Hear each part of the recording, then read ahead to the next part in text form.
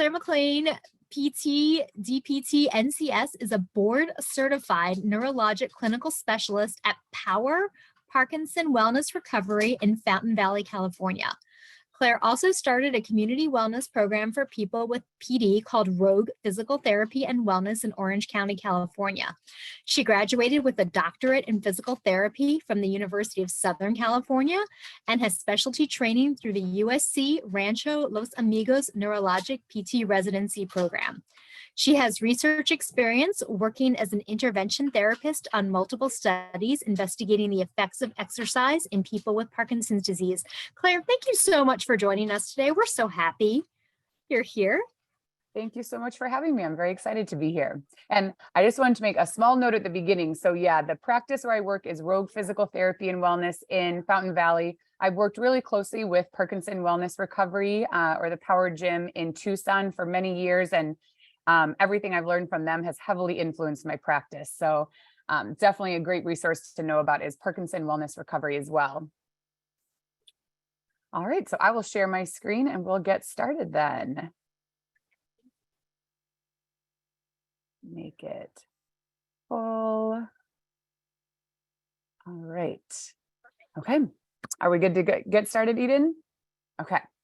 So yeah, thank you all so much for being here today. And it looks like in the chat, there's lots of people who already are doing some exercise, maybe doing a lot of exercise. It's great to hear. Definitely over the years that I've been practicing, exercise has become more and more well-known in terms of how important it is, especially for people with Parkinson's. It's really important for everyone though. Exercise is one of the best things that all of us can do, Parkinson's or not, to improve our health, to be stronger, to be more fit, to be healthier in so many ways. Exercise is really, there's more and more research coming out about how beneficial it is for our brain. And of course, there's, data going back decades on heart health and bone health, and really every system in our body can be improved through exercise. What my experience is that a lot of people now are doing something for exercise, but they may not actually be exercising at the frequency or for the duration or at the intensity that exercise can really do its best work. And so hopefully with my talk today, you get inspired or re-inspired to kind of bump it up a notch with what you're doing for exercise, maybe add something new in, or maybe take the intensity level up a little bit higher, or to try something new. So hopefully it's, my goal really is just to provide some inspiration and maybe some ideas or for some new things that you could do. And just to give a little background on myself, I am a physical therapist. I've been a physical therapist for 15 years now, and I've been practicing pretty much exclusively working with people who have Parkinson's for that amount of time. I went to USC for physical therapy school, which has a really great program. The year after I graduated from school, I did a residency program to specialize in neurologic physical therapy. I was very fortunate to get to work with a physical therapist named Beth Fisher, who is a researcher and has published many studies on the benefits of exercise for people with Parkinson's. They did some of the pioneering work at USC showing that exercise not only was good for the body, but really was good for the brain as well, and had the potential to create neuroplasticity, which is, probably a lot of you have heard of neuroplasticity now, but changes in the brain relative to exercise or environment or kind of our activity and what we expose ourselves to. I also was fortunate early in my career to meet Dr. Becky Farley, who developed the LSVT Big program and Power Moves and started Parkinson Wellness Recovery in Tucson. And so I was just so lucky to get to meet both of them and work with them early in my career. And that has just shaped my career and what I've done with people and how I've worked. And doing things differently is what can really help you get better. Physical therapy can be very beneficial. And hopefully most of you take advantage of the benefits that you have through your insurance. Physical therapy is great, but what physical therapy is one-on-one through insurance, and there is kind of a threshold. There's a certain dollar amount per year that Medicare will pay for therapy. In some cases, they will go above and beyond that dollar amount, but in many cases, there's kind of a limit to physical therapy. And so it's something that you can access for a few months throughout the year for, a certain number of visits per week, but it is not the same as exercise. So physical therapy and exercise, there is some overlap. You're definitely moving and you're active and maybe exercising in physical therapy, but you also should have exercise that you do outside of the individual physical therapy, both even while you're in PT, and then especially for the rest of the year when you're not in physical therapy. So PT really is great to help you get started with exercise, to address any barriers to exercise, if you have a change in your balance, or if you have pain, or if you're just not sure what to do. PT can really help you get started, but then you want to keep going and make sure that you're exercising very consistently throughout the year with a good frequency, duration, and intensity, trying new things. So just wanted to kind of be clear about that too. Physical therapy is great, but physical therapy and exercise are kind of two separate things, both very important. And so what I'll be focusing on a bit more is exercise. What my experience was is I worked kind of in traditional healthcare and saw people one-on-one for therapy and would see people get better. But, we had a certain number of visits and then I would have to discharge people. And I found it very frustrating because people were really just starting to get better. And then I had to discharge them and then they'd come back maybe 6 months or a year later and feel worse. And it just seemed like there has to be a better way. We know that people need to access exercise throughout the year. The research is saying that consistent exercise is what is really important. So is there a way that we can provide this? And again, because I knew Becky and she had the gym in Tucson, I thought, okay, maybe I can start a gym in my area. I'm in Southern California.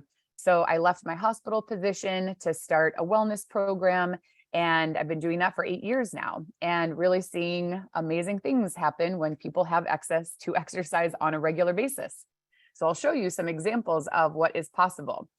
I like to start with some inspiration and success stories. So there are so many ways that exercise can be beneficial. These are some of the ways that I've seen it help. It can improve mobility and quality of life. That's kind of a no-brainer at this point in time. I've seen it maintain improvement over long periods of time. Whether we can truly say that it's slowing disease progression, we don't have research that allows us to say exercise definitely slows disease progression, but there are multiple studies showing benefits. And I think for any of us who are kind of in this space, working with people over long periods of time, we really see the difference when people are exercising. So likely that is what's happening, but we just can't say for sure, because although we may see someone moving better over long periods of time, we aren't actually able to measure in the brain what's happening in terms of disease progression right now. But there is actually a research study happening currently that is organized in a way where the goal is for them to be able to say at the end, if the data supports it, that exercise does actually slow disease progression. So it'll be really exciting when we get the data for that and, hopefully have something that can more, firmly say what the potential of exercise is. I also see that exercise can treat symptoms that are resistant to other types of treatment. So things like balance impairment sometimes can be helped with medication, but sometimes medication doesn't really help balance. Sometimes you really have to train balance to improve balance. And freezing of gait is another symptom that sometimes medication doesn't really help as much as is needed. And exercise is something that can really help with that. Now, I've also seen over the long term working with people, I've also seen exercise really help people recover faster after an injury. Of course, our goal is to reduce anyone's risk of falls or injuries, but things happen, life happens. But what we see is when people were exercising really well before, they're able to recover so much better and faster and get back to their life. So it's pretty cool to see all of this. So this is one of the people who I've been working with for a long time. So I worked at a hospital for 5 years and then left that hospital, and I've now been doing our gym for 8 years. So I have people that I've been working with for over 10 years now. And that's something I think, that can be unique for physical therapists, to really have people that you've been working with consistently for such a long period of time. And you've seen them improve and maintain those improvements. You've seen ups and downs happen in their life. COVID was a really big challenge when we had to close our classes. But we're back now and we're seeing people get better again, even if they notice decline during COVID times. So it's really fun to be able to see this really long-term improvement. And Anne here, I didn't have time. I just actually did her assessment this morning. I'm going to show a couple of videos from previous assessments, and she did so awesome. I was hoping to have time to edit the video and be able to show another timeline of improvement and maintenance of amazing capabilities, but unfortunately I didn't get a chance to put it in here. So Anne is someone, she's 59 years old. She was diagnosed at 40. So she's had Parkinson's for 19 years. So she has had it for a long time. She didn't start physical therapy or exercise until 2012. She was working up until then and just really didn't have time to fit it into her schedule. So she started then when she decided to stop working so she could really focus on her health. And she was having some challenges back then. She was experiencing motor fluctuations and, some difficulty with her medications. And so that was one of her goals, was to be able to move better and experience less side effects of her medication. Back in 2012, so LEDD is levodopa equivalent daily dose. So there's a formula that you can take any medications that you take for Parkinson's and put it into a formula, and it will spit out one number of how all of those medications, how they relate to levodopa, and then calculate it together and give you what a total dose is. So when she first started, she was on a total daily dose of 1,500 milligrams. When she started exercising and got more fit and healthier, she was able to reduce her medications. And now, over 10 years later, she is still on a lower dose than she was when she first started exercising. So this is one of the really cool things. This is something I should put on that previous list, that, exercise and medications and how they interact with each other can be very powerful. And exercise really can help enhance effectiveness of medication and allow people, in some cases, if appropriate, to reduce how much medication they're taking. Or what we also see for a lot of people is they're on an appropriate dose.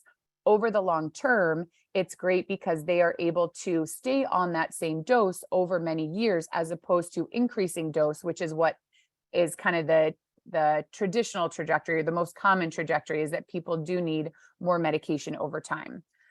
So it's really cool to see these types of things. And that's another data point that, some people might argue that means we likely are able to influence disease progression if we're able to influence how much medication people need.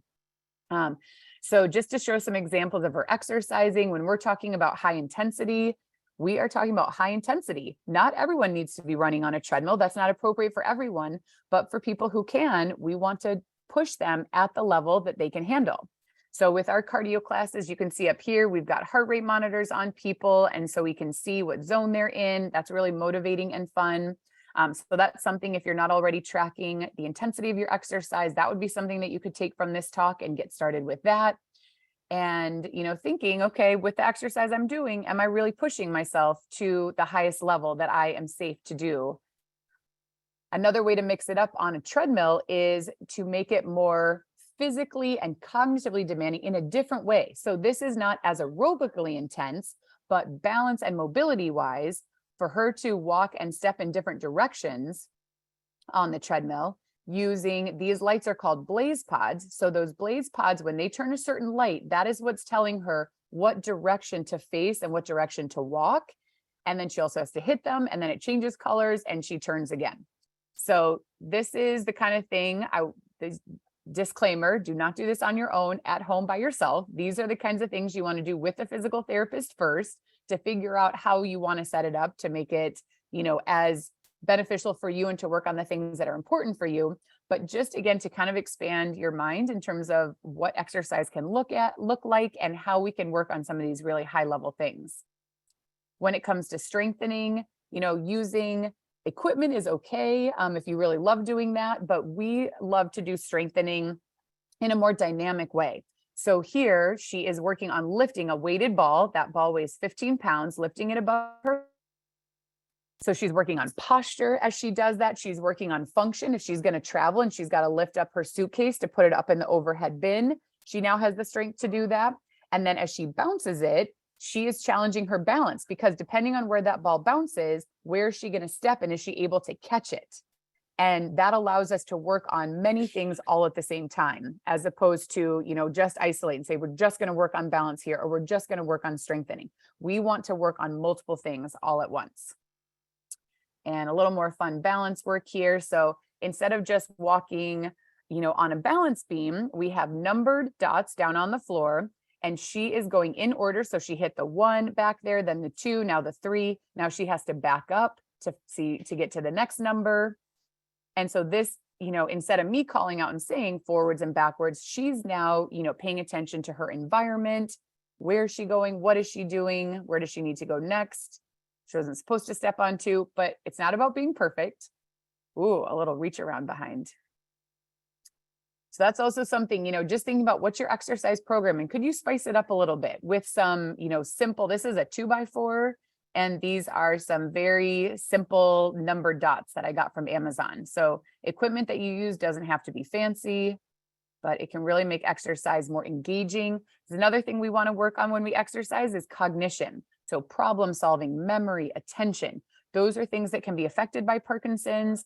And so the more we work on them when we're exercising, we don't just want to exercise our body, we also want to exercise our brain. And what all this great work has allowed her to do is really improve her physical fitness and her ability level and her physical capacity, and maintain that over a long period of time. So these videos are 3 years apart, and I now will have to add the one from today, because she was able to do the exact same thing she did here, sit down on the ground and get back up without using any hands for support.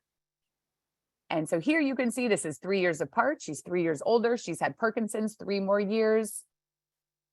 And she's able to do, she's very athletic. The flexibility, strength, and balance that she has is very impressive.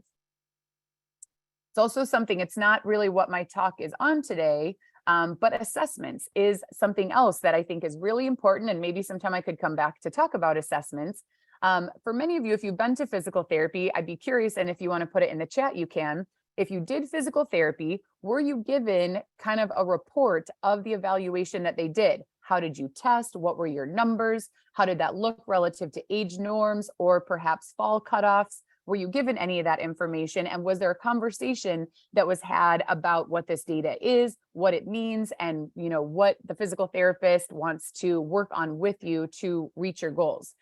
Sometimes that happens, but sometimes it doesn't. But the more you understand about your assessment data, the more that you can use that information to help support you. One more transition that we do is getting down on the floor onto our stomach and back up. These are the 2 different ways that we test kind of floor mobility and transfers. And so in this second video, 3 years later, she's actually a little bit faster getting up from the floor than she was in 2017. So it's pretty amazing. At that point in 2020, she'd had Parkinson's for 16 years, and she was better than when she'd had it for 13 years at this. So lots of things that we can learn from Anne. Get started when you can. Try lots of new and different things. Make sure to work intensely. Do assessment so that you can track your progress and set goals over time. And know that, things like medication can be influenced through exercise. All right, another of my friends, Dennis, who I have been working with for over 10 years as well. He was diagnosed with Parkinson's in 2001, so it's been 22 years for him now. He also wasn't referred to physical therapy until about 2012 or 11 was when he was first referred. He'd already had Parkinson's for 10 years, and he'd had deep brain stimulation surgery, but he had never been referred to physical therapy before. So hopefully things are changing and getting better, where more of you have had access to go to classes, be referred to therapies sooner in your diagnosis, and not waiting until a long time or when you're experiencing more challenges. But there's still a lot of work to do. I believe when they looked at Medicare data, it was still pretty recently, like in the past 3 or 4 years, only about like 15% of people with Parkinson's who have Medicare accessed physical therapy in a given year. So it's still pretty low in terms of the population of how many people have Parkinson's and how many of them are getting referred to or have access to therapy. So that's something that we really, need to change. And if you have had access to therapy and it has benefited from you, sharing that with your neurologist, sharing it with other people who have Parkinson's to help, everyone know there are things that you can do to be healthier and stronger. So he did get referred. He was already experiencing a symptom called freezing of gait, where it was difficult to take a step at times, and festinating, where his steps would get quick and small and kind of out of control. So we did some individual therapy first. He had an HMO at the time, and we had 10 visits. So we, utilized those 10 visits, did some great therapy. And then luckily, when I was working at the hospital, they did have some group classes that people could join. And he started a group class on a treadmill. back in 2012. When he first was on the treadmill, he had quite a bit of festinating and difficulty, but after a few months that got better. And then he has been able to maintain improved walking now for over 10 years. So I got to record him this year again, because that's already more than a year ago. But you can see here in this video, this is the festinating where his steps get small. He's got a death grip on the treadmill to hold on. Steps get small. He's able to step bigger out of it. But then on the right side, he doesn't have to hold on anymore. His steps are bigger. His posture looks great. The other amazing thing about him is he's one of the examples of someone recovering from an injury. During COVID in 2001, he had a fall and broke his hip. And I was concerned because he was in his 70s. He's had Parkinson's for 20 years. It was COVID. So, everything in terms of healthcare and therapy was a little bit different and harder to access. We weren't running our classes normally at that time. And so he went to the hospital, got surgery, did rehabilitation. And within a few weeks, he was back to classes and, has gotten stronger again and had a very, good recovery, even considering all the statistics that could have kind of added up against him. So this is one of those examples of all this exercise that he did leading up to that injury. I wish he hadn't had that injury at all, of course, but he was so much stronger because of all the exercise and was able to recover faster and get back to, his normal exercise routine. So here's another example of working on walking in those different directions. So Anne was, not holding on. She was moving around, responding to the blaze pods. That's very challenging. This is a way that we work with a lot of people is they're holding on, the treadmill's going slower, and we just focus on one direction at a time. But this is still really great work. I know a lot of people, I hear from people all the time that they don't like using exercise equipment. They find it boring. They'd rather be doing other things. And I totally understand. And hopefully if you have other things that you love doing, that's great. But there are some things that are kind of special and unique about a treadmill or using, an exercise bike that kind of the machines are giving your body some feedback that is different than what you get otherwise. And being on a treadmill is really consistent pacing. And, we don't even totally understand how exactly that influences the brain at this time. But, what I see with people when they work on this is they're able to get so much better. It translates to their movement off the treadmill. And it's actually just a really safe way for us to practice these kinds of things. And so I'm a huge fan of using equipment. I think that there are lots of things that we can do to make it more fun and interesting, do intervals, play good music, set different challenges. But realistically, I'm going to get to some of the research later. Some of the biggest research studies that have shown where exercise really has a lot of benefit for people and has the potential to slow progression are typically aerobic exercise studies using equipment like a stationary bike or a treadmill. Does that translate to, walking fast outside? Maybe, but it might be that there actually is something kind of unique and special about utilizing equipment for some of your exercise. Another example is Terry. She's 14 years post her diagnosis, and she is just a poster child for what is possible with exercise. She set a goal back in 2016 of being able to jump rope. At the time, she was not able to jump rope at all. As you can see, she had to swing it around and then step over. By December, she was able to jump over one jump at a time. By February 2017, she was able to jump over multiple times in a row. And by 2019, she was able to jump even more times, faster, with better posture. For her, unfortunately, this is something that changed during COVID, and she doesn't currently have the ability to jump as well as she did in 2019. But instead of letting that be really upsetting to her or make her think, well, what was it all for? Or if I can't do something I could do before, I'm not as good as I was before. What she's using it as motivation. She believes that she can get back to jumping rope. And it's not even really about jumping rope. It's about having a goal, having something that you're working towards, something that you're motivated to do. And that is something that she's working towards. I think it really does help to do, like a sign up for a 5K or sign up for some type of event or walk or something, because having something that you're looking forward to and a goal is something that can really help with motivation. So she's working on getting this skill back. She's probably in between these two. So she is able to jump over the rope more than once, but not quite as many times as she did here. So there has been some change based on COVID and events that occurred and the difference in her ability to exercise, but she's back to all her usual classes and still has this goal. And seeing her own video is, that inspires her. Let's see. Okay. Whoops, didn't mean to go out of there. My computer is acting up a little bit. Okay, so I also wanted to show she is a really significant example, though, of what is possible in terms of recovery after an injury. So I really like this quote: "We don't rise to the level of our expectations, we fall to the level of our training." During COVID, we had to stop doing our in-person classes. We did online classes, and online can be great. It's not quite the same thing as in-person for some people. And unfortunately, over the course of months, Terry declined in terms of her function, how she was feeling, and she actually had a fall and broke her arm. So this was, I think, the first time that I saw her when she came in after having a surgery on her arm and then being at home for 2 weeks, mostly in bed. She was really having a hard time walking, and she came in, and you can see compared to her jump rope, she's much slower. She's much more stiff. Her walking has changed a lot. Her posture has changed. So she came in and we got started, and we were doing about 5 minutes at a time. So, exercise using bikes, treadmill, anything you do for exercise has this huge spectrum in terms of what that can look like. Yes, our goal is high intensity, but sometimes we're just using it to get moving again. And we're doing it for like 5 minutes, and we're not trying to push the intensity. We're just trying to get the blood flowing.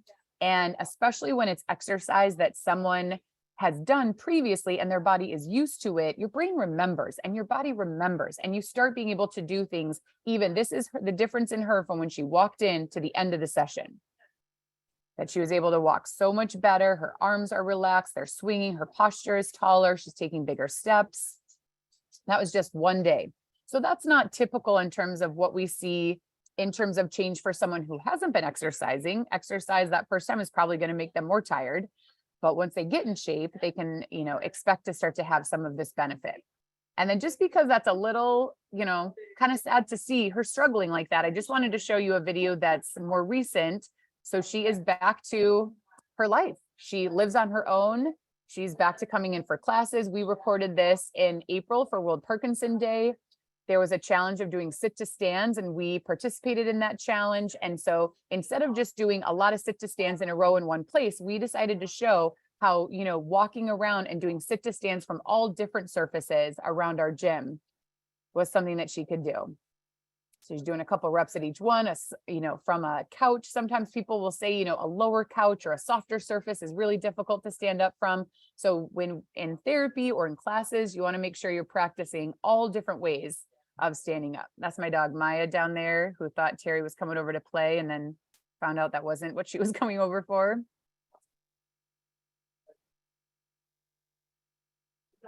You can see posture so much better. Arms are swinging. Her arm is stronger. She's coming over to do one on the bike, and then I'm going to let it play till the end, because then she sits down on the edge of the treadmill, a very low surface.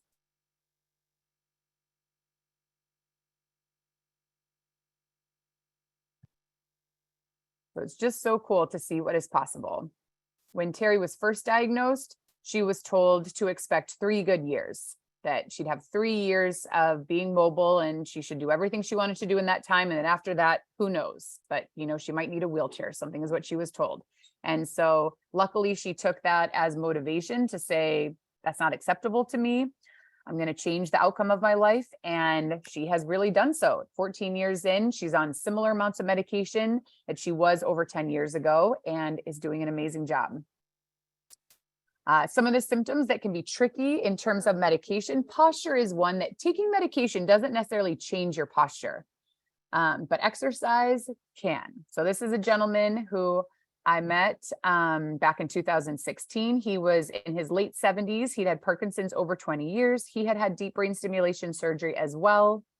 I met him. He joined our exercise classes, and this is a year later. You can see really the shape of his body has changed. He was already doing rock steady boxing 2 times a week before this video. After this video, what he added to his exercise routine, he kept doing rock steady boxing. He added 2 days of aerobic exercise, walking on a treadmill and using a stationary bike, and then added 1 day of power moves classes. And I think those 2 forms of exercise together both were necessary and helpful for his posture to get better. Power moves, if you're not familiar, is a form of amplitude-based training where you do lots of repetitions of exercise and movement in all different positions, and it is really wonderful for posture. But I also think that aerobic exercise that allows you to improve your endurance, and walking on a treadmill where you're working on maintaining that upright position in standing is also very helpful. So those 2 together, I think can be really powerful for many aspects of Parkinson's. And one other person who same thing, his main forms of exercise were aerobic exercise on the treadmill and bike and power moves. And you can see this is 6 months later. So this is when he first joined classes. He had a lot of stiffness, changes in his posture. And once he'd been exercising for 6 months, much, much better movement throughout his entire body, better posture, better flexibility, better step length, better arm swing. Really cool to see. And then last one, it's hard for me. I keep adding to these videos because we keep having people who come in and have such amazing changes. And I like to show, I've gotten feedback from other presentations where for people like maybe one of these videos, really, you were like, okay, that really makes me think of me. I'm similar to Terry, or I'm similar to Dennis, or, there's one that kind of you really can connect to and see, okay, somebody else really got better, is able to do this. I can do that too. So freezing of gait is a symptom that some people with Parkinson's experience. It's where it feels like your foot is stuck to the floor and it's difficult to take a step. This gentleman came to us and he hadn't been diagnosed with Parkinson's for very long. I suspect that he probably had symptoms longer, maybe than he realized, that maybe were, somewhat mild for him. And, most people by the time they're diagnosed say, oh yeah, kind of looking back, I probably have had symptoms at least 5 years. So I think he probably had some symptoms going on, but he had a knee problem and had surgery. And so he often had kind of changed, or kind of attributed the change in his walking and balance to an orthopedic problem in his knee, where I think that probably was kind of Parkinson's was brewing under the surface. So he came in though, was already experiencing freezing. We got to work with aerobic exercise, walking on the treadmill. This is an assessment that looks specifically at freezing. So as people turn, what do their steps look like? Are they kind of small? Do they have some hesitations? You can see in this video, he was able to step much bigger. Then walking towards a doorway, there are kind of multiple specific situations that can cause freezing for people. For some people, it's when they first stand up from a chair. For some people, it's turning or approaching a door. So this assessment looks at those 4 specific things. And for each of them, standing up, he took bigger steps here to get started, much bigger steps to turn one way and then the other way. And then much smoother walking forward and through the door. These 2 videos are only 1 month apart. So he did an exercise intensive in 2020 and was coming in 3 times a week. So not even that intensive of an intensive, in my opinion. Here's him getting down to the floor and back up. This is a skill that is super important. I really believe that every person should have this skill, if at all possible. And it's something that just a lot of older adults or people with Parkinson's don't spend as much time on the floor, maybe get a little bit fearful of it. And then over time, if you're not doing it, it does become more challenging. But it's a super important skill. And the research shows the more comfortable you are getting down on the ground, the less likely you are to have an injury when you fall. And also the floor is a great place to exercise. You can see he just, here in November did it so much faster than either of the previous months. We've had some people who come in and say, I had a fall at home and I had to call 911 to have someone, or the fire department to have someone come and help me get up from the floor. We want people to be independent. We want you to not fall in the first place. That's always the goal. But if you do, we want you to be able to get up on your own safely. And one more looking at his walking. 1 month apart, he came in using the walker. And you can see just a month later, his walking is so much bigger and faster and safer. So hopefully that is inspiring. These are all the things that are possible with exercise. So now we'll get into the research a little bit more. And I see a question in the chat, and I think at the end we'll definitely have time for questions. And I think Kelly will help, and Eden, kind of collect questions, make sure I get to all of them at the end.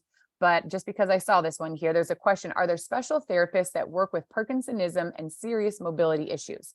So most physical therapists, if they are trained and specialize working with people with Parkinson's, they will have specialty that covers across the spectrum. So whether it's someone who's coming in and newly diagnosed, we want to challenge them appropriately, or if it's someone who has had Parkinson's a long time or has a Parkinsonism, or a different diagnosis that they're experiencing faster progression or more mobility issues, there definitely are therapists that work with people who have more mobility limitations, but it's not usually a different therapist. It's usually a therapist like myself. And we usually kind of have experience working with people across the spectrum. But you can always ask them. You can say, if you have experience working with people with Parkinson's, do you kind of specialize in some place kind of across that spectrum? People who are more newly diagnosed, kind of more middle stage or later stage, and they should tell you, I have experience, all across the spectrum. I'd love to even have more videos in this presentation and a longer presentation, but if you are interested in seeing more videos of things that we do here at our gym and what that can look like for people, even with more challenges with mobility, our Instagram is Rogue PT Wellness. And we post a lot of videos of people exercising. And one thing we have that's special is over our treadmills, we have harnesses over all the treadmills. And so we can do classes where people come in and they maybe use walkers or even wheelchairs. We're able to get them up on the equipment and put a harness on to make sure that they're safe. And then they're able to walk for 10, 20, 30, 40 minutes and do much more than they otherwise would feel comfortable with. So there is some relatively inexpensive equipment that people can have that really can help enhance their practice and their ability to challenge people. And that's one thing, is having a harness where you can be in that, and it eliminates the potential of falling to the ground. That allows you to maybe feel more comfortable and move more. In terms of finding a therapist, there are a few places you can look. Parkinson Wellness Recovery does trainings. And so that's the first place I would look, is power4life.org. And you can look and see where, therapists that have been trained by them. So that is the first place that I would look. They're also, LSV Big does training as well. You can look up and see. They'll have basically a directory where you can say where you live and look up and see if there are therapists in your area. So that would be kind of the first best place to look. And it is, there definitely are more and more therapists getting trained all the time, but there still is a lack of therapists. We do not have enough in, all the regions of the US or outside of the US and other countries. So sometimes there are some challenges to finding therapists, but I hope you're able to find someone.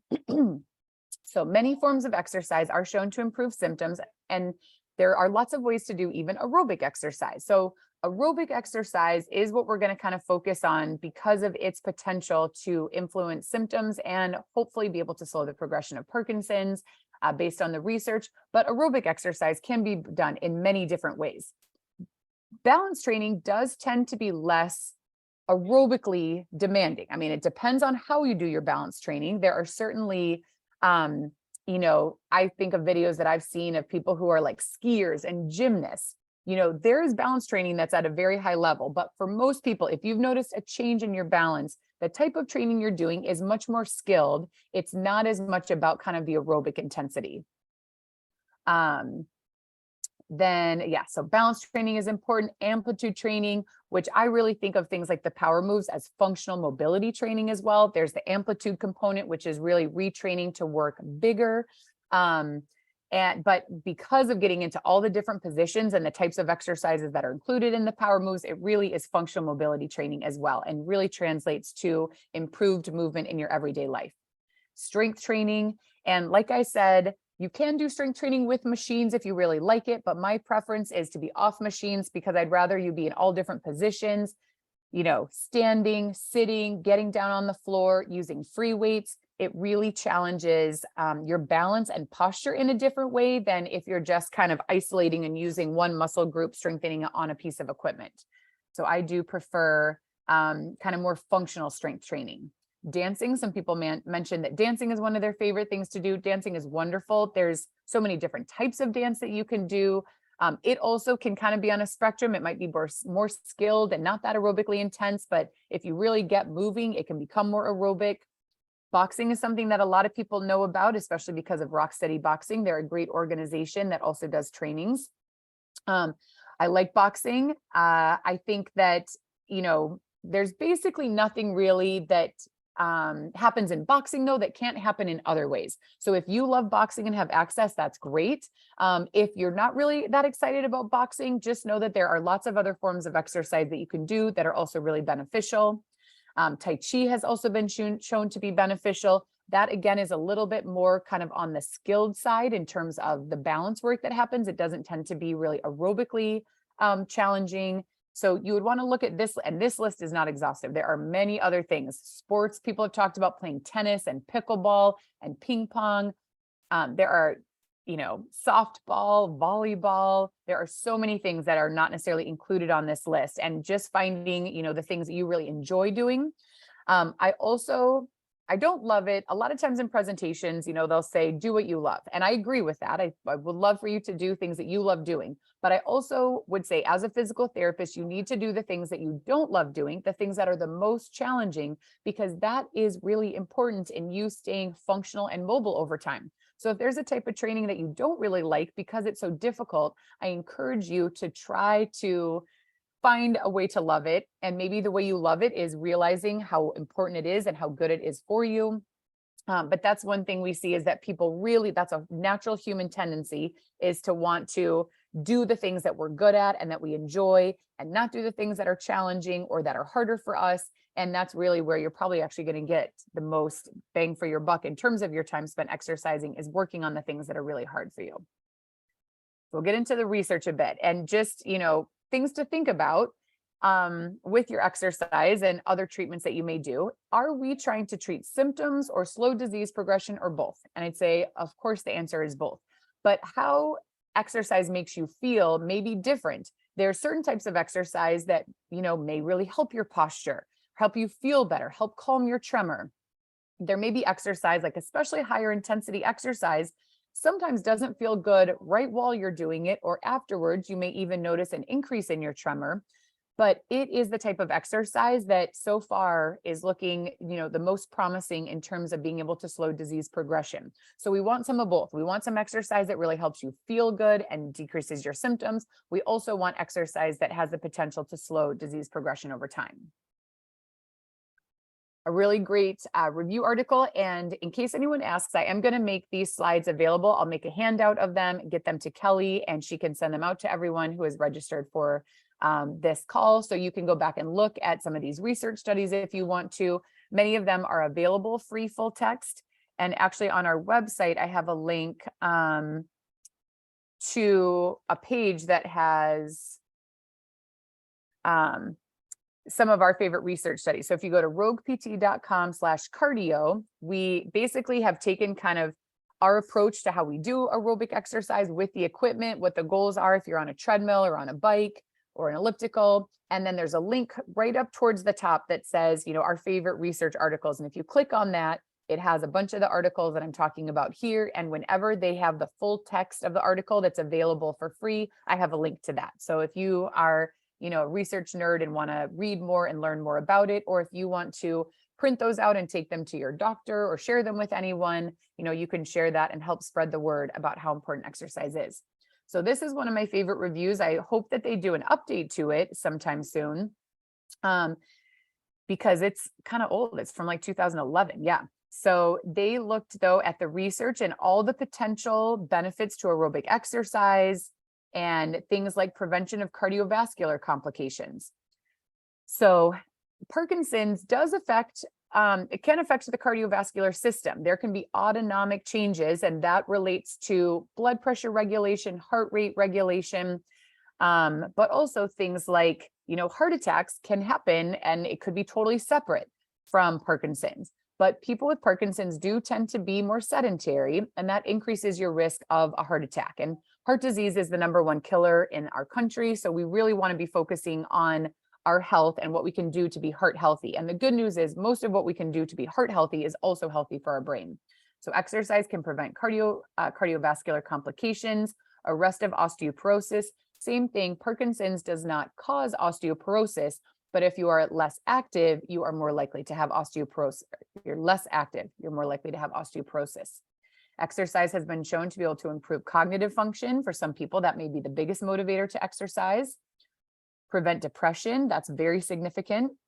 Improved sleep, decreased constipation, decreased fatigue, improved functional motor performance, improved drug efficacy, and optimization of the dopaminergic system. There are so many things that exercise can do. That's a pretty long list. There is no one medication that can address all of these things. Typically for medications, there's some for your heart to maybe reduce your cholesterol and a beta blocker to slow your heart rate down a little bit. And then there's medications for osteoporosis, and there's separate medications for cognitive function. There's other medications for depression. So instead of, treating it just with medication, what if you use exercise as one of your main forms of treatment and be able to address multiple things all at once at the same time with your exercise? It's very efficient. And when it comes to exercise, the side effects are relatively minimal. Some soreness, especially when you first get started, or if you challenge yourself at a particularly high level one day. But otherwise, the side effects are pretty much more beneficial effects for your other systems. So in terms of the research though, what should you do? So research in terms of frequency, most research studies have a frequency of 3 to 4 times per week. They're trying to balance what do we think is the amount that people need to do for it to actually be effective for them with what are people actually going to sign up and be willing to do. So 3 to 4 times a week kind of tends to be that sweet spot. But exercise research is a big deal, because to ask people for a period of 2 or 4 or 6 months to exercise 3 to 4 times a week consistently is a big ask in terms of time commitment. It's one thing to exercise on your own that consistently, but to be in a research study where you're going somewhere specific and you really have to get those number of visits done in a certain amount of time based on the study protocol, that's a big component to research. So we don't really have research studies that say, okay, for the same type of exercise, what if someone exercises 0 times per week, verse 1, verse 2, verse 3, verse 4, verse 5, verse 6, verse 7. We don't really have studies that compare the frequency, because it's kind of, just well known that probably, 0, 1 or 2 times a week probably won't make that much of a difference. And setting up a study like that would be a pretty challenging way to do a study. So bottom line though, in terms of frequency, anything is better than nothing. 1 day is better than 0 days per week of exercise. But usually you do have to reach a certain threshold to really start experiencing the types of benefits that the people in the videos that I showed you. Of the videos that I showed you, all of those people were exercising at least 3 times a week, between 3 to 5 for most of them. And that is kind of, real, like an hour long of actual exercise, trying to get sweaty, out of breath, challenging themselves in different ways. And then, activity is important as well. So just trying to be active around that. So a lot of them maybe exercise 3 to 5 days during the week. And then on the other days, they're still going for a walk, but maybe it's just more of like a comfortable walk around the neighborhood. And not to say that that's not exercise, but there's kind of a range, a spectrum from activity like gardening, walking your dog, to exercise and really pushing yourself at a high intensity. Both are important, but I find a lot of people kind of skew one side, towards one side more than the other. They'll say like, I walk my dog every day. And I'm like, okay, well, I have a dog and she's very athletic, but when I walk her, she does a lot of sniffing, and it is not a workout for me. It's good for me to go out and walk, and I enjoy it very much. I get steps in for sure, but it is not, I do not get my heart rate up. If we're going for a walk that is exercise for me, it is a different kind of walk where she has to heel, stay right next to me, doesn't get to sniff a lot during the walk. It's a totally different experience. So it is great to walk your dog every day, but that is not the same as walking on a treadmill and challenging yourself to walk as fast as you can, or going on an incline, or going for a hike, or even going for a walk without your dog where your focus is exercise. So you really want some of both, but anything is better than nothing. So if that's where you need to start, if you're not doing anything right now, you can start with 1 time a week, and then ideally you work your way up from there. The most helpful research that we have actually comparing frequency of exercise is from Dr. Lori Mishley. She's a naturopathic doctor up in Seattle area. She's running a long-term study called MVP study, modifiable variables in Parkinson's. I highly recommend anyone on this call who's interested, check out the study, and I highly recommend that you participate. All it requires is filling out a survey 2 times a year. It's a pretty comprehensive survey, so it does take some time, but it's one of the easiest ways that you could participate in research. And the more people who participate in this research, the more data she will have, the more information we'll have. Multiple papers have been published so far in terms of the data. And what the study is looking at is, what are all the different factors in our lives? What do we eat? How much do we sleep? How rich is our social life? How much do we exercise? Do we have a pet? Do we travel? Do we take supplements? And basically, the study is the MVP study, and Kelly put a link for it. So what she's doing is, people are participating, and all you do is fill out the survey, and you fill out an assessment called the ProPD, and that gives a score basically for how bothersome your symptoms are for you. And then all the data is looked at relative to that ProPD score, and then basically looking and seeing, okay, there are some people who are doing particularly well living with Parkinson's. They've had Parkinson's 5, 10, 15, 20, 25 years. Like, Anne, Terry, and Dennis are all doing better than average. What are they doing differently than people who maybe have only had Parkinson's for 2, 3, or 5 years and really are experiencing a lot more symptoms? So there are absolutely some things that cannot be controlled. Parkinson's is different for each person. Some people experience a faster progression. Some people experience a slower progression, but there are many things that are in your control. Exercise, what you eat every day, how much water you drink, how much you focus on getting good sleep. There are so many things that you can do that really can affect your health now and the trajectory of your Parkinson's over time. So I highly recommend you participate in that study.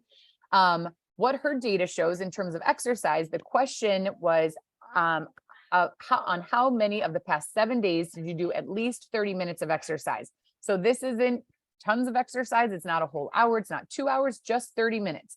So what they showed is, based on the ProPD score, that's what they're comparing it to, is that if people exercise 0, 1, or 2 days a week, it did not have an impact on Parkinson's symptoms. It still may be beneficial for other systems in the body, but to really make a difference on your Parkinson's, you needed to get to at least 3 days per week, and each additional day was additionally beneficial. So 4 days was better than 3, 5 was better than 4, etc. The difference between 6 and 7 is probably the smallest difference in points. So, mentally, some people might, it really helps you to say, I'm going to exercise 6 days a week, but I am going to have a day of rest. So that's the thing about exercise too. It's not just what the research says and that everybody could just easily go do it. There's a huge psychological component to exercise. And, some people, this just is super overwhelming. So like I said, if you need to start with 1 day per week, start with 1 day. Maybe after a few weeks, you're ready to add the second day per week. And hopefully over time, you'd be able to bump it up. For most of the people, when I first started working with them, Dennis, Terry, we only had classes 1 or 2 days per week. So that's what they started with, and hopefully did some things on their own as well. But over time, as we added more classes, they started bumping up how frequently they exercise. So 3 is really the minimum. And each day you do beyond that is going to be additionally beneficial. And someone just put in the chat, the first movement disorder specialist I had told me, as far as exercise goes, that I should break a sweat every day. So yeah, that is not bad advice. But I would say you don't have to break a sweat every single day. If you can and you want to and you feel good doing that exercise, awesome. I think that's wonderful. But if someone says, breaking a sweat or doing that high intensity every day feels a little overwhelming or too much for me, then I would say aim for 3 to 4 days a week of that higher intensity exercise where you're breaking a sweat. And 3 days a week can be a little bit lower intensity where you're still moving. Maybe you break a sweat, maybe not. But other forms of exercise like Tai Chi has been shown in multiple studies to be beneficial. And I don't think that usually people break a sweat during doing Tai Chi. I could be wrong on that, but I think, it is kind of a lower key or lower intensity form of exercise. One told them that they would need an electric chair in 1 year, you quit. So yeah, if you have a doctor that's saying really negative things to you, no doctor knows for sure what's going to happen or on what timeline. I think, usually they're coming from a place of they want to be helpful. They want to tell you, give you some idea of what to expect, but they are not always correct. And finding a doctor who supports you and can be optimistic with you and help you be the best version of yourself is definitely the kind of doctor that you want to have. So if you have a doctor that you find to be really negative and they're telling you things that are upsetting, find a new doctor for sure. All right, so when it comes to frequency, we just talked about it. Now, duration, same thing in terms of research studies. We don't have a lot of studies where it compares, like, what if you do 10 minutes compared to 20 minutes compared to 30 minutes? Those studies would just be really difficult to organize. They'd be very expensive. And so realistically, it's probably not going to happen where we really have a lot of comparison research. As little as 10 minutes has shown to be beneficial. That's a good starting point. If you're going from no exercise, 10 minutes is better than 0, but ideally you want to work your way up from there. Most research studies, again, what they're trying to do is say, what amount of exercise do we feel confident will be effective, but we're not asking people to do too much. So most studies do 45 to 60 minutes per session, and those are the studies that are shown to be beneficial. So kind of the best research we have is that's the goal. But if on a given day, if you only have 10, 20, or 30 minutes, do that. That is better than none. Maybe some days you have longer than 60 minutes and you do more. Anecdotally, in my experience, we do have members who exercise as much as 2 hours a day and experience benefits from that increased duration. On our social media on Instagram, a few months ago, we had one of our members, Sage, did an intensive. It actually was back in January, so 6 months ago, 8 months ago, 7, it's August now. So she did an intensive in January. She'd been exercising with us 2 to 3 days a week, but she was still working, was pretty busy. And her partner actually got her as a gift an unlimited month of classes for her to come in. And she did 2 classes a day, 5 days a week for a whole month. She did 44 classes in January. And we have videos basically each week. At the end of the week, I would take a video of her and ask her how it was going and what was she experiencing and how was she feeling. And she just kept feeling better. She was like, it's amazing. I actually have more energy. I kind of thought I'd have less energy because I was exercising so much. It would make me more tired, but it actually was giving her more energy. Her medications were working better. She was able to decrease the amount that she was taking and spread them out a little bit more over that time. So the month of intensive. So it's very exciting. She then had to go back to work and wasn't able to come in as often. She's going to do an intensive again this month as well. So, you know, thinking about both your duration and frequency, that's not something that is set in stone. What you do now is what you're going to do forever. You know, think about maybe you pick a month and you do an intensive and you do much more than you've ever done before. And mentally, you don't have to expect to do that forever. That may not be, you know, motivating. You may think, God, if I had to do this forever, I can't do it. So just do it for a short amount of time, but see, you might find that you feel so much better that you actually want to keep going. Or maybe you have a month where you do a little bit less and then a few months later you do more again. So, you know, this is not something, you don't have to be super rigid in your exercise in terms of exactly the same all the time forever. You know, this is something that has some flexibility to it. And flexibility is actually good. Variety is good. Trying new things and, you know, doing different things.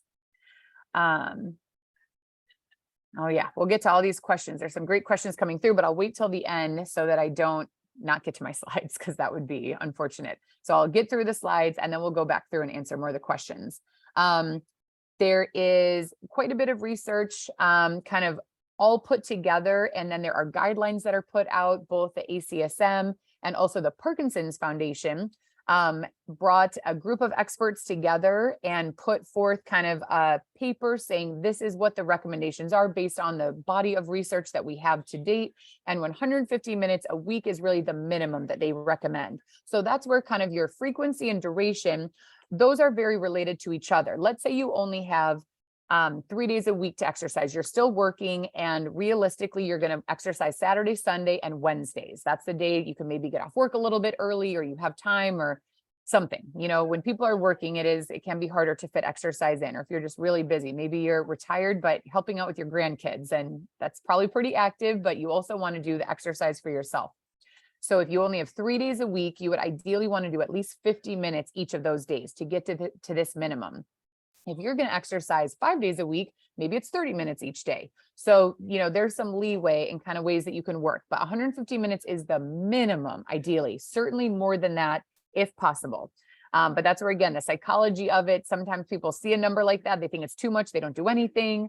And there is such a thing as exercising too much, but not very many people do that. So that's not usually a concern, but every once in a while it comes in and someone's like, You know, I have an injury coming up and I've been exercising 3 hours a day, and we're like, okay, let's maybe adjust that. Let's back off for a little bit, or adjust what you're doing to reduce that injury so you can feel better, and then maybe ramp back up if appropriate. Or maybe we need to start to work in some days of active rest. So we don't have a lot of different research on frequency or duration. We have some helpful guidelines. What we have the most research on is intensity. So many research studies now have shown that a higher intensity is beneficial. This is usually looking at aerobic intensity. So there are some different ways to kind of think about intensity, but what we're talking about here is aerobically. Most research studies have shown benefits with people working between 60 and 80% of heart rate max. You want to start with what you can handle, though. It doesn't, especially if you're not exercising a lot now, you don't just jump in and try to get to 80%. That probably will not feel good during or after. Then you might think, oh, I'm a person that exercise isn't good for, and then you're not motivated to exercise. So it's really important as you get started with an exercise plan, or if you're trying to adjust your exercise plan or ramp up the intensity, it's very important to do it well and to do it the right amount. So it's hard. The only way you kind of know what is too much is sometimes by doing a little bit too much, but just know if you don't feel well afterwards, it's probably muscle soreness. It will get better. You want to keep moving, and then just realize that whatever you did probably was a little more than what you could handle. Back off a little bit, but it doesn't mean don't exercise. You want to keep exercising, but you just want to learn. The more you have experience with exercise, the more you'll kind of know what was a little bit too much for me, kind of what's that sweet spot. And then over time, as you exercise more, you will be able to handle more. And if higher intensity really isn't an option for any reason, endurance exercise is still beneficial. So I mean endurance, basically saying that whatever you do, you're going to extend the amount of time that you do it for. So we have some people like Dennis, actually. When Dennis is walking on the treadmill, he rarely gets his heart rate above 60%. We try, we kind of push it, but based on his walking, even though his walking is so much better than it used to be, he still kind of has an upper limit in terms of how fast he's able to walk. We try to bump up the incline a little bit to help, but in many cases, his heart rate is not really elevating as much as some of our other members are. But all that walking he has done over the years is still really benefiting him. He still gets on the treadmill and walks for 30 to 40 minutes, even at what is more of a moderate intensity. And so, yeah, we have people all the time that maybe aren't going really fast, but they get on the treadmill. We have a woman who just started pretty recently who was experiencing a lot of freezing. Her speed on the treadmill is very slow. We have a harness on for safety, but she is on there for 20 to 30 minutes. And even though it's slow, she is working on building her endurance for being able to walk better. So even if you're not getting your heart rate up, it is still beneficial to get on a bike or get on a treadmill or go for a walk outside or do something. But many people with Parkinson's are able to work up to get their heart rate up higher. But, some of the limitations might be if you have pain, if you have an orthopedic issue, that might limit your ability to push yourself with exercise. But the good news is exercise is also helpful for your joints and for orthopedic issues. It's just a matter of doing the right thing at the right amount. So many of our members start with having, really painful knee. And as long as we do exercise at the right intensity and slowly ramp it up, not only are they able to do more overtime, but their knee actually starts feeling better. And let's see. Yeah, I think pain. Oh, if you are on a beta blocker for high blood pressure, to lower your heart rate, to help with your blood pressure, that impacts your ability to get to a higher intensity level. But the endurance is still good. So still do the exercise, even if your heart rate doesn't go up as high. And by doing the aerobic exercise, you might improve your heart health enough that you don't need some of those medications anymore. We have a lot of people that have been on, medication for high cholesterol or high blood pressure. Once they start exercising, they get healthier, and those medications can be reduced or eliminated.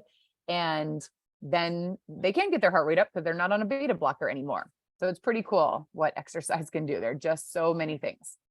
So some of my favorite papers, though, this is a review article from Dr. Eric Alskog, who's a movement disorders neurologist at the Mayo Clinic. The title of the paper says it all: Aerobic Exercise, Evidence for a Direct Brain Effect to Slow Parkinson's Disease Progression. This article is available full text. It may be very motivating for you to read it. Share it with anyone you know. Share it with any physical therapist you work with so that they are on board and aware of how important intensity is. Share it with your neurologist. His conclusion from this review, he looked at a lot of different research studies. He saw that regular aerobic type exercise tending to lead to fitness is the single strategy with compelling evidence for slowing Parkinson's disease progression. All patients with Parkinson's disease should be encouraged to engage in regular such exercise. So no matter where you're starting from, get started, keep going, and it will likely really change the trajectory of your Parkinson's over time. We have a lot of people who ask though and say like, okay, what actually is exercise doing? This paper is really cool in terms of looking at like what is actually happening in the cells, what is happening in terms of neurotransmitters in your brain. So exercise has been shown to have powerful effects on Parkinson's based on several neurobiological mechanisms. Physical exercise reduces chronic oxidative stress, stimulates mitochondria biogenesis, and upregulation of autophagy.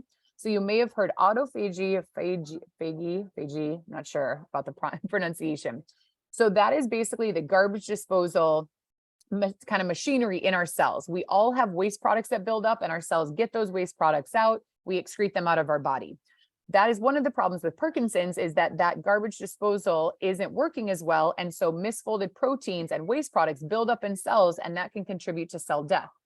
Exercise is shown to help cells function better and get those waste products out. So at the level of our cells, it is making a difference. It's just so cool, and stimulates mitochondria biogenesis. There's a lot of interest now looking at how mitochondria actually are related to Parkinson's and dysfunctional mitochondria. Those are, the energy producers in the cells.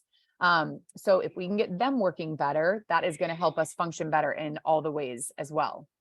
Antioxidant enzymes become more active and effective in response to physical exercise. Exercise stimulates neurotransmitters such as dopamine and trophic factors like BDNF and GDNF. You've probably heard of those. So when you exercise, your body synthesizes those things, and that helps your brain be healthier. These neurochemical phenomena promote neuroplasticity, which in turn decreases neural apoptosis, that's death of cells, and may delay the neurodegenerative process, preventing or decreasing Parkinson's development and symptoms, respectively. So it's really cool stuff. This is another great paper that basically is saying, goal-directed exercise is great if you're trying to work on moving bigger, take bigger steps to work on your balance. But what is often missing in physical therapy programs and rehabilitation is the aerobic exercise, and that aerobic exercise is really required to maximize the neuroplasticity. The exercise needs to be intensive in other ways, just in terms of the challenge level. You should be thinking and problem solving when you're exercise. We want to be doing both movement and cognitive challenges. Sometimes the cognitive piece is just you're on the treadmill, you're working on upright posture, big steps, and your brain is engaged in the exercise. Or maybe you're actually doing something where you're playing with blaze pods or have numbered dots, and that's part of the exercise you're doing. But a big gap still is people not doing as much aerobic exercise as they need to get the most out of their overall exercise plan.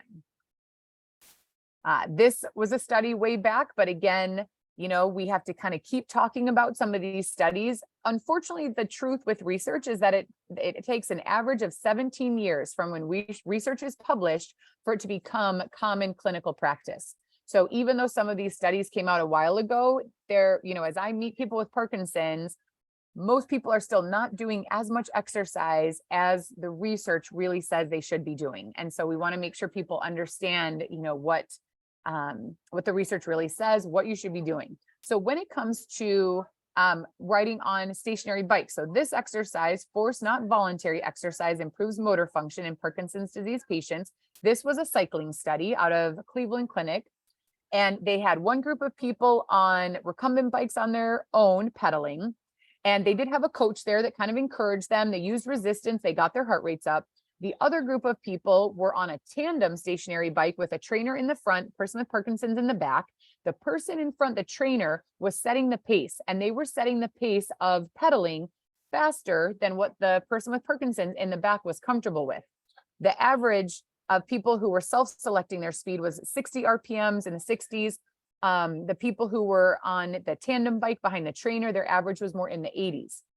Both groups improved overall in their fitness level, but only the group that was kind of forced to pedal faster than what felt comfortable, only that group improved in some other ways in terms of neuroplasticity, showing like a fine motor dexterity thing was different. And so this is where some of kind of the forced use research has come from, is, yes, we want to get your heart rate up, and we really want to challenge you to pedal faster and do things a little bit differently than what is comfortable, and kind of being forced to do things, I don't love that term, but being challenged and pushed and encouraged to do things a little faster or a little differently than what is comfortable is also where some of the benefit comes from. So if you are doing a stationary bike for exercise, you want to push yourself and try to pedal faster than what feels comfortable, with a goal of working towards 80 to 90 RPMs. Habitual exercise showed increased release of dopamine. So there are 2 studies that this group has published. Initial work looked at people who were already exercising regularly. They showed the people who were exercising regularly were producing more dopamine. So then they had to look and see, okay, what if we take people who are not exercising and we start exercising? Can we actually increase the amount of dopamine that they're producing? And they were able to. In a second study, they took people who were sedentary, started doing aerobic exercise, and actually showed increase in dopamine release. So that is very exciting, because dopamine deficiency is one of the main aspects of Parkinson's. And so if we can show that exercise can actually help people make more of their own dopamine, that is huge. And that, I think, is certainly why Anne was able to reduce her medication. She probably started making more of her own dopamine, and why Terry has been able to stay on the same amount of medication for so long. She's exercising, and her brain is able to produce so many more neurotransmitters to keep it functioning well. They also were doing stationary cycling. So as much as I know, using equipment is not necessarily the sexiest kind of exercise or the most exciting, it really works. So I love using it with people because I see the improvement in them, and our job is just to make it fun. But also it's very safe and, accessible. Most people do have access, whether it's going to a YMCA or a 24-hour fitness or a senior center. A lot of people have access to using this kind of equipment. Other forms of exercise, Tai Chi, there are certainly videos online that you can do with Tai Chi.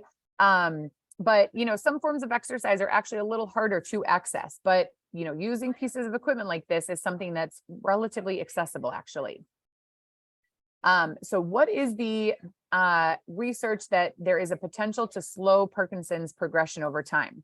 So this was a phase 2 study that was done looking at high intensity treadmill training. So they had a group that did usual care.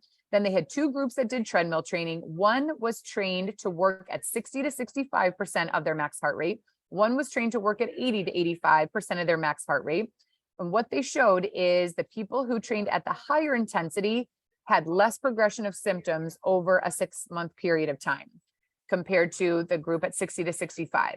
So it's really looking like that trend towards higher intensity is very beneficial. Again, we don't have all the data that would be helpful, because what about 65 to 70 or 75 to 80? We don't know, like, what if the threshold is just 70%? If you get above 70%, you get these benefits. We don't know for sure. It's sort of not practical in research for them to look at all the options. They kind of have to pick 2 to compare to. So we don't know, do you absolutely have to get to 80%? We don't really know that yet, but we do know that the higher intensity is better than the lower end of higher intensity, the 60 to 65%.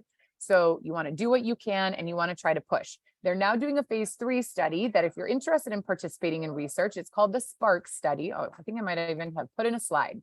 So SPARKS, SPARKX. This study, I believe, is still currently enrolling people and still happening. So after they did this phase 2 study, showed that it was safe, and it does appear that there's a difference between those 2 intensities. They're now doing a phase 3 that is really organized and powered in a way that if the data supports it, they would be able to say exercise can affect disease progression. So it'd be pretty cool to be a person in that study, right? So if you look it up, you can contact, you do have to be within 3 years of being diagnosed. So with all studies, there are some specifics in terms of inclusion and exclusion criteria. You can look it up and see if you qualify. If you don't qualify for the study, you can still take what they're doing in the study and use that as motivation for what you're going to do for your own exercise program. So they ask people to exercise 4 days a week on the treadmill, knowing that every once in a while, week here or there throughout the month, you're going to miss one of those exercise sessions. And so then at least you get to the minimum of 3. So that's why they aim for 4, is knowing that sometimes people are going to miss. And we don't want you to be aiming for 3, miss a day or 2, and now be below the threshold of what is effective. So lots of cool things, and hopefully that data will come out soon, and we will celebrate, if appropriate, when that data comes out. So with aerobic exercise, let's really make it happen. What you want to do is calculate your heart rate using your age and resting heart rate. So you have to find out what your resting heart rate is first, whether you have a watch or device that tracks it, or if you just track it, or you check your blood pressure and heart rate. So you want your resting heart rate and your age. There are some apps that will do the calculation for you. One is called HR Heart Rate Zones, or there are calculators online on the internet. The gold standard is Kevornan formula. So if you search Kevornan, you're going to put in your age and resting heart rate, and then it will calculate and tell you, okay, this is your 60 to 70%, this is your 70 to 80, your 80 to 90, and then you'll have those numbers that you can use when you're exercising. It can be very helpful to actually use heart rate monitors to assess exercise intensity. A lot of people are like, yeah, I get sweaty during exercise, but you can get sweaty at 50% of heart rate max. Sweat is not 100% correlated with the exact percentage of intensity. So it's great if you're assessing and you're feeling out of breath, you're getting sweaty, it's difficult to talk. Those are good ways of measuring it. RPE, rate of perceived exertion, is a way that you can measure your exercise intensity as well. Sorry, I'm getting distracted looking at the chat. I'm not going to answer questions now. We're getting close to the end, I promise. I know it's been a while, and move in your seat. If you're sitting down, feel free to stand up and stretch, keep moving. But yeah, using heart rate monitors is really helpful. Oh, RP was I was going to say, rate of perceived exertion. There are scales out there, and that also is something that is beneficial. But for our members, when we got this app that does group heart rate monitoring, and when we started putting heart rate monitors on, people were like, this is so helpful. It's very motivating to see these numbers and to see the colors. And most people were able to start pushing themselves a little bit more and get that intensity up a little bit higher. Because for a lot of us, like, we're maybe at like 56%. We realize, okay, I just have to push a little more to get above that threshold. Or, now I'm in the 60s. Now I'm going to see what happens and can I get myself into the 70s? So we want that higher intensity for 150 minutes a week, if at all possible. All right. So addressing barriers, we've talked a bit about motivation. Hopefully information is motivating for you. Maybe, for some people, research article, maybe you print off one of those articles and you post it so that you see it on a regular basis, or maybe you write out some quotes for yourself and post those in your home. Maybe you join a class or an online group, or maybe you have a workout buddy, or you go to physical therapy. Many times you want to, have something external that supports you in exercising, someone who's expecting you, and that if you don't go, will be disappointed if you're not there. Safety, if you really have concerns about safety for exercise, that's when you want to see a physical therapist so they can help you exercise safely and help you figure out what you should do. You have a fear of falling, that's really related to safety, but safety could be related to other things as well. But if you have a fear of falling, you want to find out, what can I do? I want to improve my balance. What type of exercise should I do? In a lot of cases, when people have a fear of falling, they will do seated exercise, and sitting exercise can be okay. But to get better at your balance, you really need to be up and standing. So how do we do that safely? And I really recommend getting down on the floor for exercise. It's a very safe place. Once you're down there, then you can challenge yourself at a high level. We do also have people who experience non-motor challenges like drops in blood pressure and feelings of lightheadedness or dizziness. Those are also reasons that you want to see a physical therapist so they can help you get started and monitor things. There's lots of things that can be done to improve your blood pressure. Pain is obviously another limiter and another reason to go to physical therapy. So this is what a cardio class looks like. So we have bikes and treadmills and ellipticals, and you can see some people are wearing harnesses to keep them safe while they're exercising.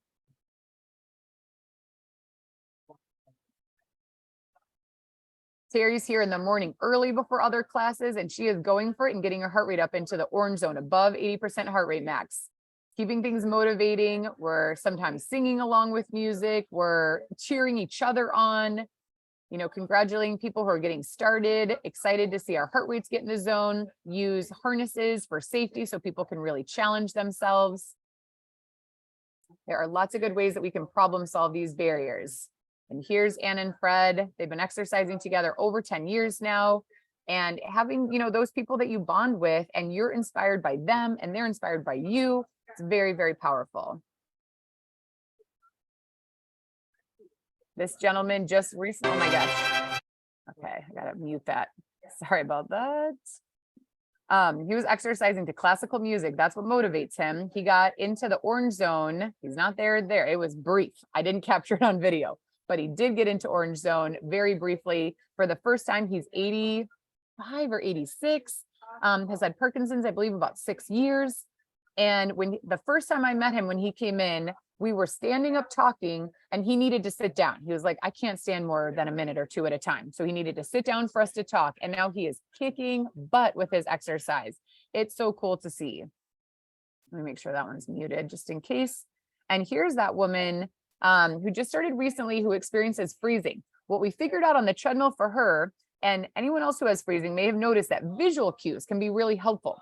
So on the treadmill, she was having a lot of trouble. She was really freezing and fascinating and getting stuck like that.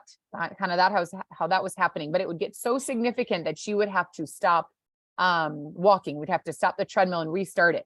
So we figured out putting some chalk marks on the ground, and chalk, even if you go to a gym, you could ask them, can I put chalk on the treadmill to give myself, visual cue to step to? You can wipe it right off afterwards. So chalk is great for having those visual cues. We have tape on our treadmills, but that tape did not work for her. We had to have it physically on the treadmill. And then that cue is now allowing her, she went from only being able to walk like 20 or 30 seconds and then us needing to stop to now she has done like 7 and 9 minutes at a time without having to stop. So that is going to make a huge difference now that she can start walking and training. Now she's going to start to experience the benefit.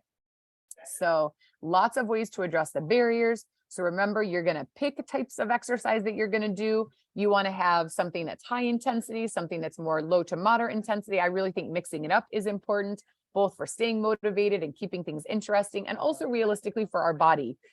Cross training, you probably heard that term, that is helpful in reducing risk of injury. So if you have one form of exercise you love, that's awesome. Let's try to incorporate something else to mix things up a little bit for you. And to summarize, an ideal plan, not that you're necessarily going to do this right this second, but an ideal plan would be to exercise 6 to 7 days per week, 30 to 120 minutes per day, 45 to 60 on your aerobic days. Consistency with exercise and variety, both are important. Doing the exact same thing all the time is not the best, but also doing something different every day is not the best either. Some consistency is great because then you experience improvement over time and you see, I'm getting better at this. This is easier than it used to be. And the more things that you're familiar with, that's really healthy for our brain.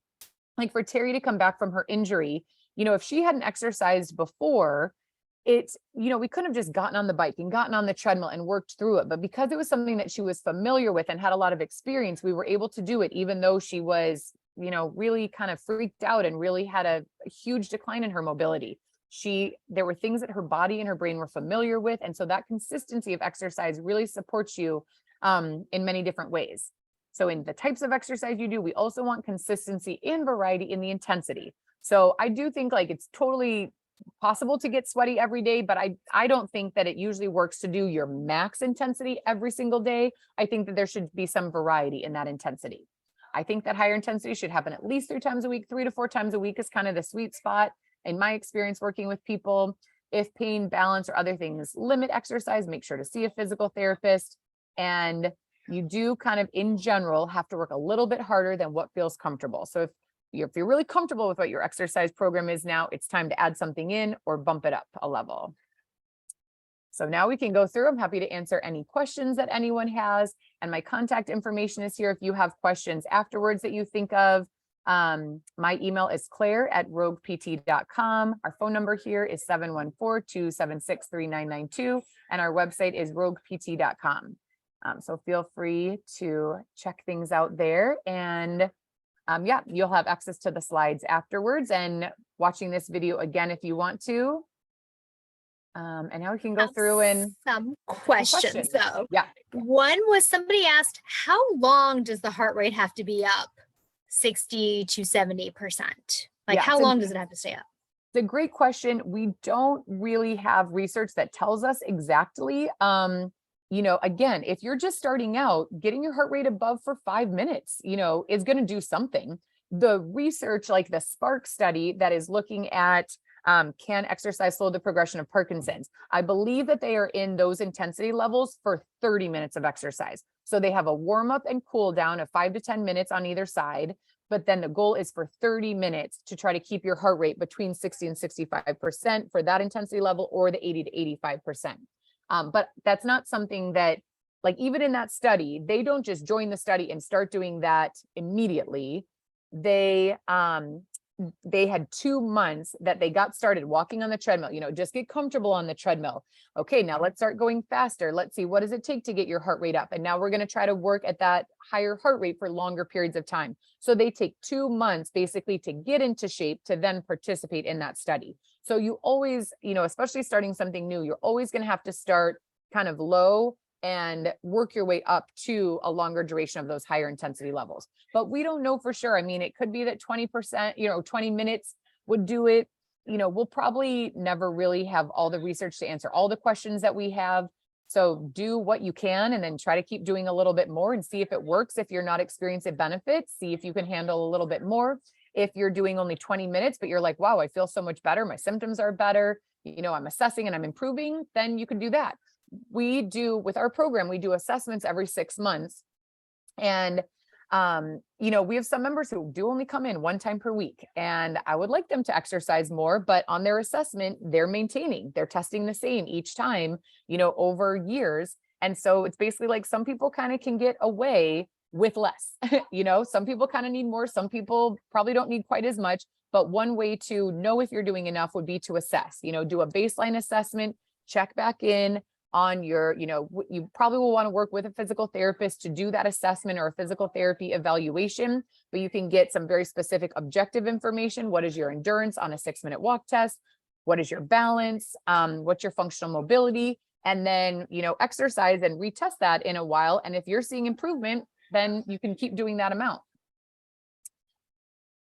Did have one question. One you kind of answered, because someone asked specifically about somebody trained specific for Parkinsonism, but the question was, is the benefit the same for Parkinsonism of exercise versus exercise and Parkinson's? That's a great question. So there is not as much research because with Parkinsonism, that for one is kind of an umbrella term. Even Parkinson's disease is technically part of Parkinsonism. So Parkinsonism is a big umbrella term. There's Parkinson's disease, and then there's some other diagnoses that have some similar features to Parkinson's, but are different, like MSA, PSP, but there are specific diagnoses. So the more specifics you can get from your doctor in terms of what your diagnosis is, that is helpful.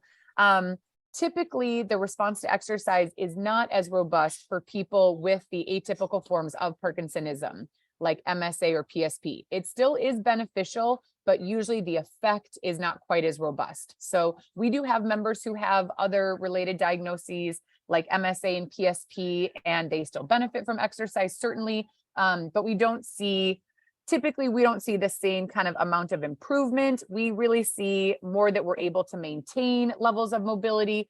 And, ideally we're preventing, or we're slowing the progression that they experience, because for some of those diagnoses, people do experience a faster progression of symptoms. So, it's hard to know for sure. We don't have, always have kind of a comparison group. There is some studies out there, but there are not a lot. There's not as many research studies, definitely, that look at people who have Parkinsonism. And then somebody did ask if you could define aerobic exercise. So we're looking at basically related to heart rate. So, your heart rate elevating as you do different forms of exercise or higher intensity. So, aerobic is relative to how your heart rate changes, and the range that has been shown to be beneficial in terms of these research studies is between 60 and 80. There's that one study in particular, the SPARK study, that is comparing 60 to 65 to 80 to 85. But most studies have had a wider range and have been between 60 and 80. So that's kind of what we're looking at, is your heart rate based on your age and your resting heart rate. Are you getting to 60 to 80%? Above that, still potentially could be aerobic, but that's kind of the range that we're looking at for aerobic exercise. Out of time, there's one question that I do want to ask. Before I ask it, though, I do want to remind people we put a lot of good links in the chat. Please save your chat. If you click on the 3 dots next to the smiley face of your open chat, you can save your chat. But last question, because I do respect your time, but I myself was curious. Someone asked, if you were to design a study for exercise and Parkinson's today, what would it be? And I thought I would not be so much curious about what you would do as much as, given you know so much about the research, what would you be curious about? Like, what do you feel like this has not been studied? And I would be curious, like, I feel like this hasn't really gotten enough attention, or, you know. Oh, yeah, it's a really tough question. The whole thing, designing an exercise study is really tough because, when you design an exercise study, you have to kind of pick this type of exercise. There's going to be a protocol. Here's the way that we progress it. And exercise in the real world is much more variable than that. So we have to take into account, also research studies exclude people who have other diagnoses or who have had like maybe a knee replacement. And in the real world, people all have all different things going on with them. So I really like how Dr. Mishley is doing her research. So she's basically tracking people who are living in the real world. What are they doing? And then how is that impacting them over time? So that's actually the research that I would like to see, is if there could be basically a central database and all the people like myself, there's, multiple different programs across the country at the Power Gym, at, In Motion is a place in Ohio that runs wonderful exercise programs. There's multiple places in the country. So if everybody did kind of, these assessments every 6 months and then tracked, okay, how often are people exercising with us? What are they doing? Any other stats that we have? If that could go into a database, and then we could start to see what works in the real world, because what works in a research study and then trying to translate that to the real world is tricky.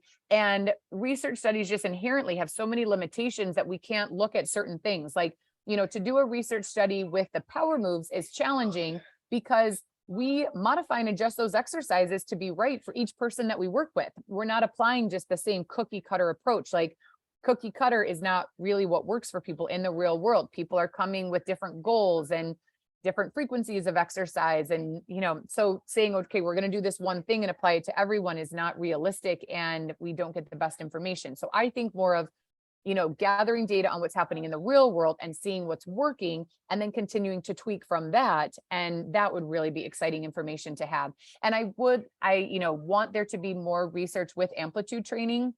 So like the power moves, I honestly don't think that we even fully understand how awesome they are and all the benefits that they can produce. Like, people will take that class and they feel so much better afterwards. They'll have had back pain for years. And when they get started with power moves, their back pain is better. Like, it maybe was a little bit related to Parkinson's, but also it's, somewhat orthopedic and separate from Parkinson's, but that gets better. Mobility gets better. And one challenge we have in physical therapy is that the assessments that we do are not sensitive enough to capture all the effects of the exercise we do. And you usually have to ask one question. Like, if you want to show that exercise slows Parkinson's disease progression, you have to use the UPDRS, the test in doctors' offices that they do to diagnose Parkinson's. That's the gold standard test for looking at Parkinson's symptoms and how you're influencing them. But how the UPDRS is related to function and whether people are able to do the things that they want to do, there's a little bit of a disconnect there. So there's a lot of challenges, but I'd love for there to be more research that happens on the power moves that really will help us describe, everything that they're capable of doing for people, because I think it's a lot more than we fully understand. And I can't wait to have research that we're able to talk to people like, these are all the amazing things that this type of exercise does for you. Thank you so much. This was incredible. I'm seeing all the accolades in the chat as well. So this was just a wonderful program. As always, at PMD Alliance, we have a tradition, our wave of gratitude. Thank you so much for joining us today, Claire. This was incredible, and have a good evening, everyone. Thank you so much for coming. And yeah, if I didn't get a chance to answer your question, feel free to send me an email.